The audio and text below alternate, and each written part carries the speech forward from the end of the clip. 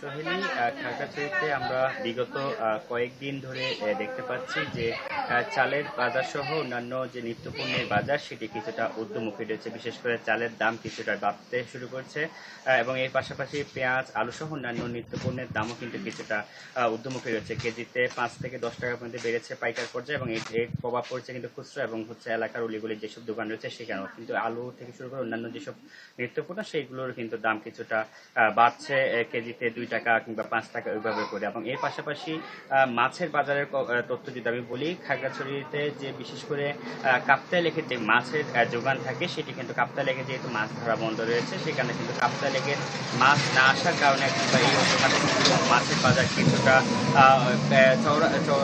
বেশি রয়েছে এবং এর কারণে কিন্তু পুকুর কিংবা অন্যান্য যেসব খালের মাছ বাজারে পাওয়া যাচ্ছে তা কিন্তু কিছুটা বেশি ধরে কিনতে হচ্ছে। এবং এছাড়া যে চাষের যে মাছ বাজারে মিলছে সেটিও কিন্তু কেজিতে 5 থেকে 10 টাকা কিংবা অনেক ক্ষেত্রে 50-100 টাকা পর্যন্ত কিন্তু বেশি বলছেন এখানকার ক্রেতা বিক্রেতারা। এবং এর পাশাপাশি মাংসের বাজারে গরুর মাংস এবং খাসির মাংসের দর স্থিতিশীল থাকলেও কিন্তু ব্রয়লার এবং অন্যান্য যে সোনালী মুরগি রয়েছে সেটি কিন্তু সপ্তাহের ব্যবধানে কিন্তু কখনো বাড়ছে কখনো কিন্তু কমছে, এরকম ভাবে রয়েছে। এবং ডিমের বাজারও কিন্তু স্বস্তি রয়েছে এখন পর্যন্ত। এবং সবজির বাজারের কথা যদি বলি, সবজির বাজারে কিন্তু কিছু কিছু দাম বেড়েছে।